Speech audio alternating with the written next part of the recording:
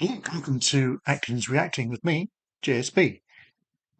This is the very first video on this channel, and hey, maybe the last, who knows? Hopefully not. Before we get into what I'm talking about today, just a little teeny bit about me for a bit of context. I'm an actor, and no, you haven't seen me in anything, but my start of a 10 plan for this channel is that about a third of the content I'll be doing will be me revisiting some of the extremely random acting jobs I've had over the years that have made their way online, in most cases, which might be fun or utterly cringeworthy or possibly both. We'll see.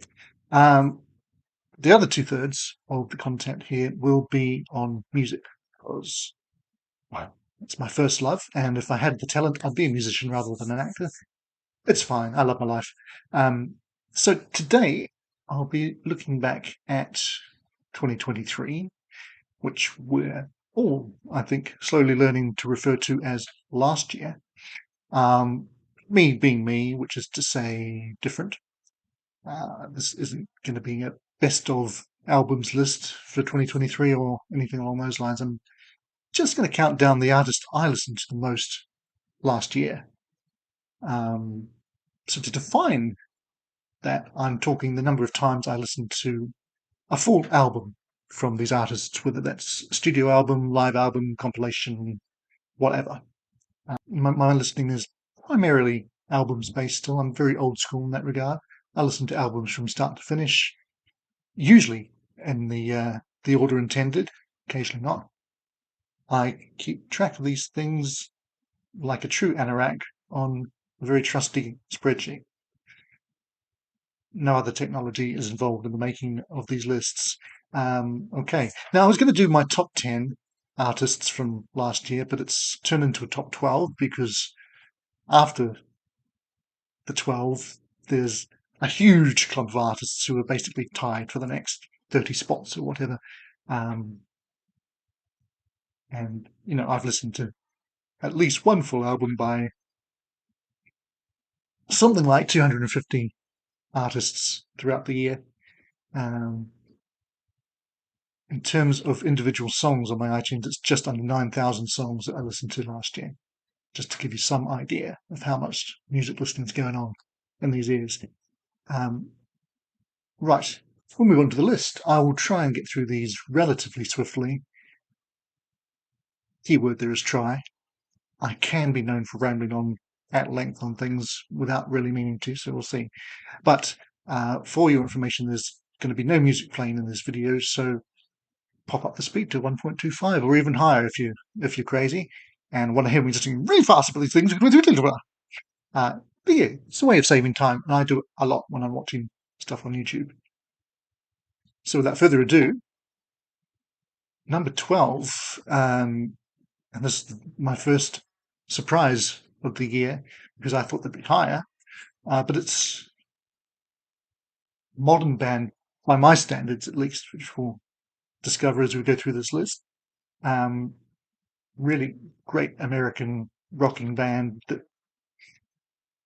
they get compared a lot to Led Zeppelin, and that's fair, but it's not the whole story. I'm talking about Rival Sons, and they put out in one calendar year 2 fantastic albums. It's the sort of thing that used to happen, and probably post 1975 it doesn't. But we've got Dark Fighter, which came out in May, I think, and Lightbringer, which followed on in October. Shout out to Pete Pardo of Sea of Tranquility and his collaborator Davey G, because they really bigged up this one when it came out. And I might have passed it by. I'd sort of been on the Rival Trains bandwagon in the mid 2010s, and then I'd fallen off it a bit. But these have got me back more than. Quite possibly my 2 favourite albums of 2023, hence why I thought they might be higher on the list. Number 11 is kind of another surprise to me because this is a band that I've been a fan of hugely since I was 8 years old, and they've probably been in my top 5 ever since then. That is Chicago.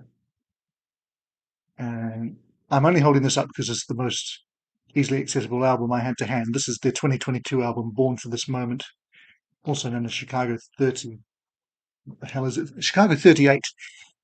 This is dire. This is not what I was listening to last year. I was listening to the Terry Kath era for the most part. But that said, I do like, yes, like all eras of Chicago, but like most sane human beings, it's the Terry Kath era that I love. Um, I can do me some Soppy 80s ballads from time to time as well. That's all good. This is not. That's all I'm going to say about that. So number 10 is another surprise. I just wouldn't have guessed that this would happen.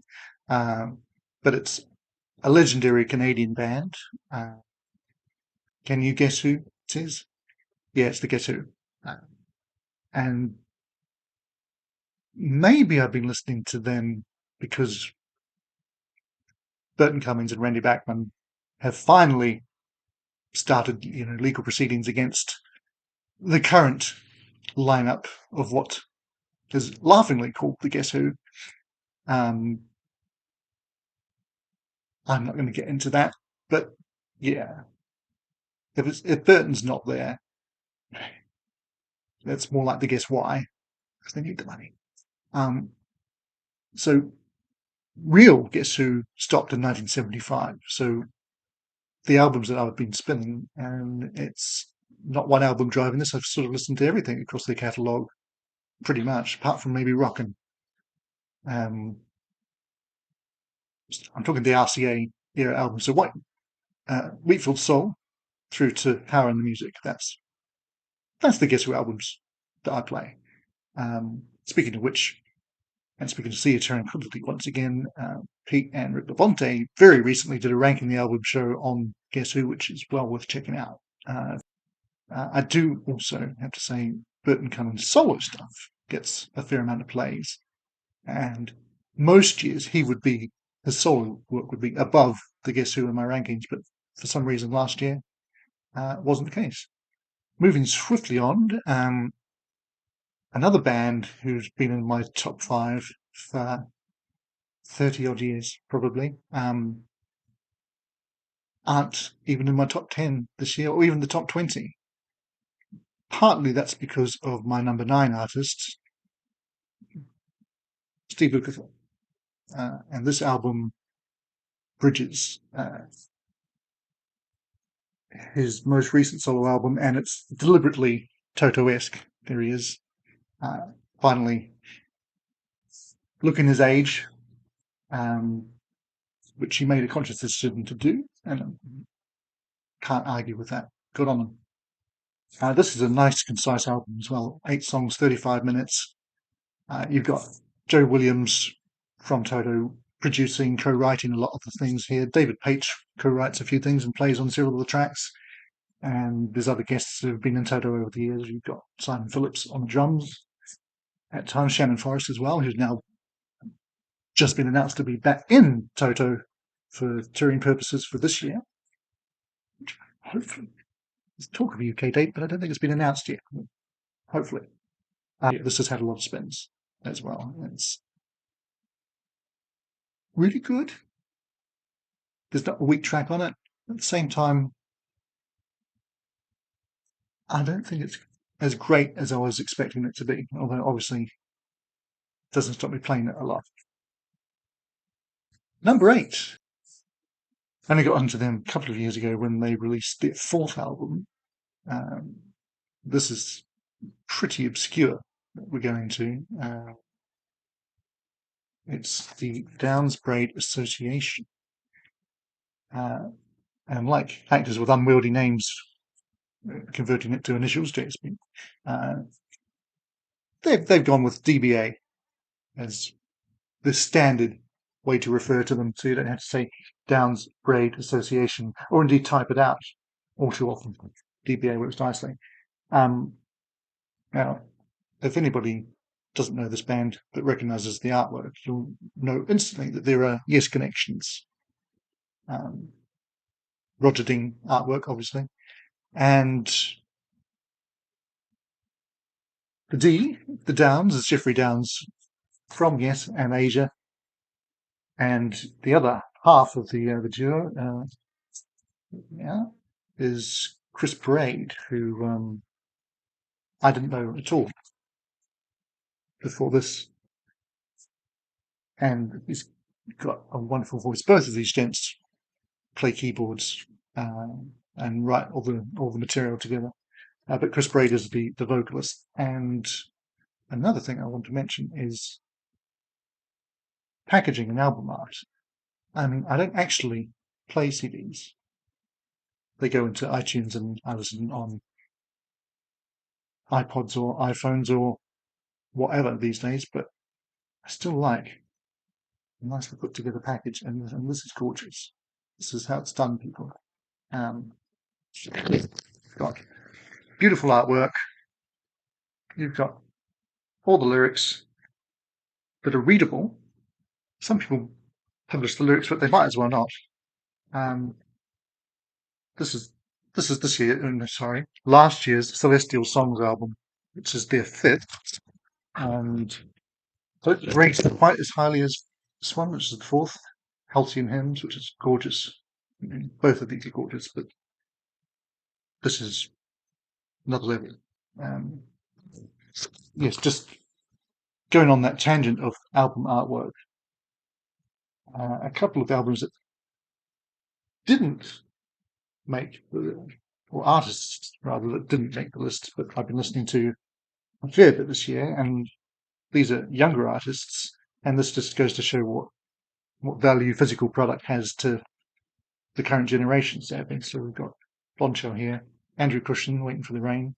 Both of these are fantastic albums, but in terms of packaging, there's a folded piece of card with a disc in it and a couple of photos.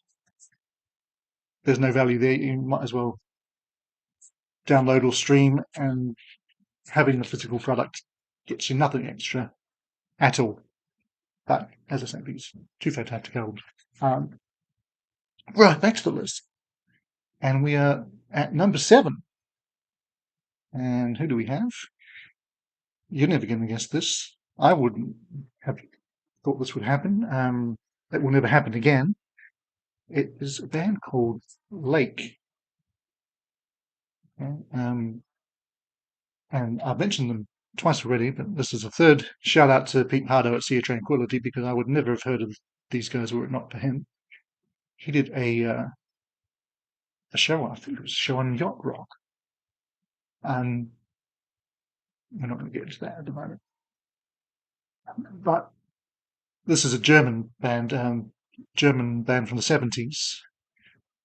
They carried on into the 80s, but these are the first 3 albums that came out in the 70s, and they're generally thought of as their best. And I certainly, and this is Lake 2, and Paradise Island, which is probably my favourite of the 3.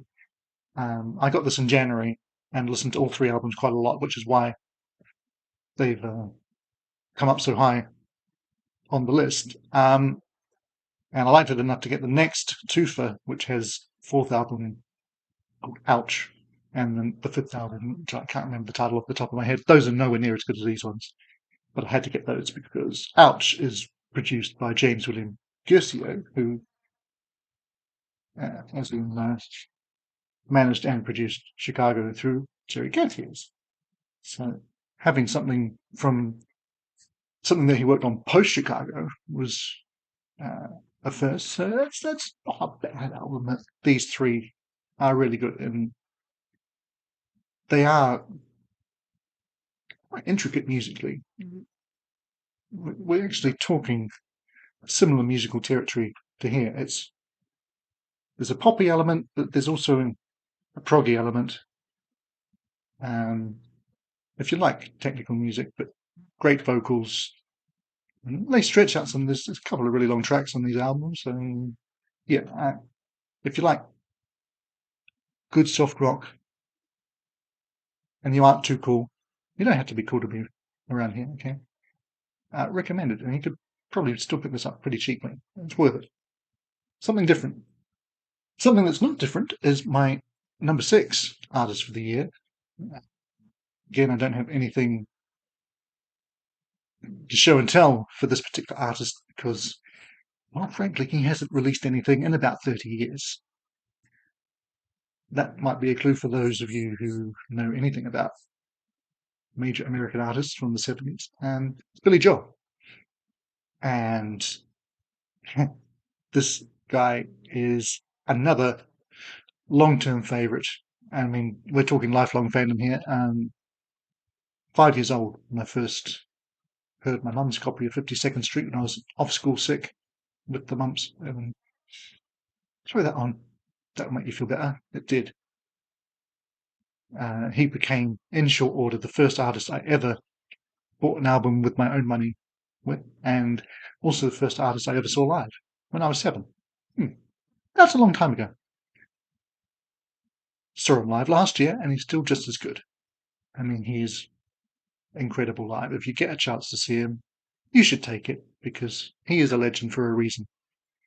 Now into the hallowed ground that is the top 5. What have we got? Another lifelong favourite, basically, is Paul Simon. And this is his 2023 album, Seven Psalms, which is it's 7 tracks, hence the title, but it's actually just one piece of music, more or less. He's quite annoyingly on the CD and even on streaming sites. It's just there as one clump, one 33-minute track, which is fine. It's how I listen to it anyway, but somehow having all these 7 different song titles would be sort of helpful to have them as separate tracks.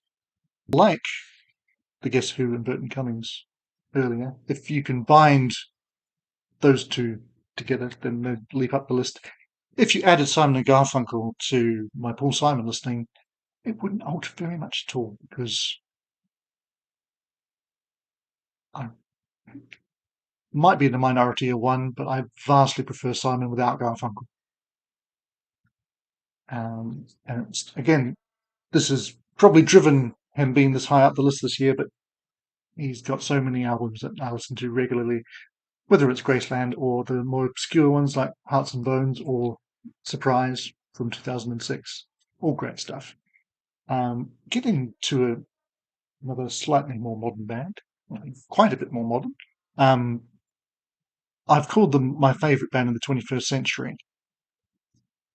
To be fair, there's not a lot of competition for that title. Rival Sons might be up there as well.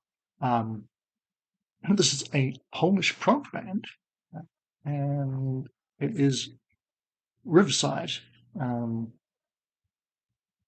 This particular album is their 8th ID entity, whatever you want to call it, and that came out in January last year. So they effectively did what I call doing a magnum. We'll get to them again in a second, which basically means putting an album out really early in January so that it's kind of the first notable release of the year, and as long as it's good enough to still be remembered by the end of the year, and it's going to do quite well. Uriah Heep did the same thing last year. Chaos and Colour came out in January. Another great album, and they just missed being on this top 12 list.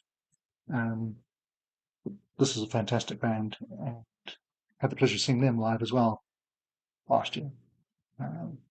Really good. In fact, seeing them live really made this album click because I liked it from the off, but there were a few tracks that weren't quite there for me. But once I'd heard Big Tech Brother and Post Truth, particularly live, they really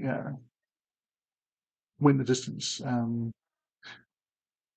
Everything on here is good, and they did the whole album apart from I think I'm Done With You. Might not have been on the set list, but everything else was played. Great stuff. Now we're moving into hallowed ground even still, which is my top 3, which remains unchanged from last year, which means nothing to you because you don't know what my top 3 was last year. Well, I'm going to tell you because it's my top 3 again this year. With the unfortunate addition that this year, my number 3 act, we lost them. It's has to be said. I think 2023 is probably the worst year since 2016 for losing so many great artists, and it's probably only going to get worse from here on in. But this particular artist is another Canadian legend, Gordon Lightfoot. Okay, again, there was a new release, a new posthumous live album, which was actually from his Albert Hall concert in 2016. That didn't drive him in terms of plays on my list because I haven't bought it. I'm not going to. I'm not going to get into it hugely, but it was. I saw him on that night, and it was amazing. I mean, he walked on stage, and I was basically in tears because, again, this is Billy Joel was the first artist I ever bought anything by. He was the second, Chords Gold, back when I was 7. Um, and he means an awful lot. But in his later years, his voice had gone. Let's not beat around the bush. It's not there. It's a whisper mostly. But his whole catalogue of albums, there's not a weak one in there. This is his box set from the 90s, which covers just about everything. And even though it has 88 tracks, there's at least another 88 that are missing that could be on here. So if you're looking for a starting point, still go and Chords Gold is a great place to start. But then just don't stop. Okay, number 2. This is my favourite band. They were number 2 last year. They're number 2 this year. I think they've probably been number 2 in terms of listens for the last 10 years. So why aren't they? They're my favourite band. Why aren't they number 1? We'll get to that in a minute. But I'm talking. Just seeing if their names on here. It's not. But this is brilliant. This is the 2022 album, currently the most recent studio album, An Hour Before It's Dark, which is. I don't do rankings, but if I had to pick a favourite album in 2022, it's this. But they've also been reissuing their earlier stuff in lovely box sets. So this is Season's End, which came out in this form in 2023. And a great documentary about the making of the album. This is Steve Hogarth's first album with the band. But yeah, again, a band with a great catalogue. There are a couple of Berlin releases that I don't rate, but not many. And it's just a band I love to bits. Also saw them a bunch of times in 2023, 3 of which were the Montreal Convention. It's been a goal for a long time for me to get out to see them in Montreal. I've done Port Zealand probably 5 times and UK conventions a couple of times and regular UK shows all the time. Yeah, great to get out to Montreal and great to have been on the plane with them there and back, especially on the way back. I was in the same cabin as Steve H., Mark Kelly, Ian Mosley, and Lucy. And I won all the awards from my other half, who was astonished at my restraint at not bothering these people who had just performed 3 nights of intensive music and were utterly shattered and didn't need people going up to them and saying, "Oh, yeah, you were really great. Can I have an autograph?" No, don't do that. There are other people up there buzzing around them at the airport and stuff who are doing that. And they're really approachable and lovely people, but they're just normal people who need to blob on a plane as much as you do. Anyway, that's a rant for another day. And that leads to, drumroll please, my number 1 band in terms of listening, and my number 2 band overall probably, but consistently they are the band I listen to the most. That is another legendary but really underrated British band, talking Magnet. I mentioned them before. This is the Monster Roars that came out in January 2022. Right now, we're about 10 days away from them releasing the next album. A January release is just what they do these days. So that was still getting a fair amount of spins from me. I'd say they also put out. They actually had nothing to do with it, but this also came out last year, which is a nice little set of the Jet years, the early days. So on that, you've got their first 4 studio albums, uh, which you might have guessed I already had, but there were a couple of things on here that I didn't have, which was Marauder, which is the live album that was their third release and kind of the first one to do any business really. Kind of allowed them to have a career from that point. And then there's also in here, uh, where are we? Somewhere. There we go. Archive. And that is something I've been trying to get my hands on one way or another for a long time. It has, I think, 4 tracks that they demoed way back in 1974, bearing in mind that they didn't release the first album until 1978. It's also got tracks that weren't on that album because they recorded that in 1976 and it just sat on the shelf for 2 years. So eventually, when it came to be released, they had some more updated songs and they swapped some of them out for the tracks that are on there. But chances are we're going to be talking about Magnum a lot more in the years to come, including tomorrow when a new single from the forthcoming album comes out. And I might break my very early rule saying this isn't a reaction channel, but I might do a reaction to listening to that if it's any good. It'll be the 23rd album, and if it's not any good, it will be the first bad album. They have one album that's only here. Everything else, top to bottom, fantastic stuff. I mean, that's why they're my most played band. They're so consistent, and I'm always in the mood for them. I can listen to them anytime, day or night, which isn't quite the case with Marillion, because sometimes the emotions that they unfurl on you can get a bit intense. So sometimes you just need something that's uplifting, positive, great vocals, great guitar, great musicianship across the board. If you don't know Magnum, you're missing out. Not going to be to everybody's taste, but they very much are to mine. Okay, so that was fun. I hope vaguely interesting for you. If not, sorry about that, but thanks for still being here at this point. Um, well, that's it from me for video number 1. I'll possibly see you on video number 2, if and when that ever happens.